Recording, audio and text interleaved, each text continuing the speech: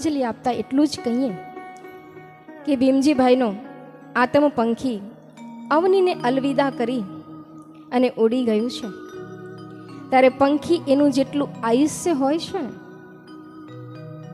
તેટલું જ પરિવારની સાથે રહે છે, પરિવારની સાથે ગીત મધુરા ગાય છે. પછી તો પંખી વૃક્ષરૂપી પરિવારને માયા લગાડીને દૂર દૂર ઉડી જાય છે અને સ્મરણ થાય છે બસ આ જ શબ્દો.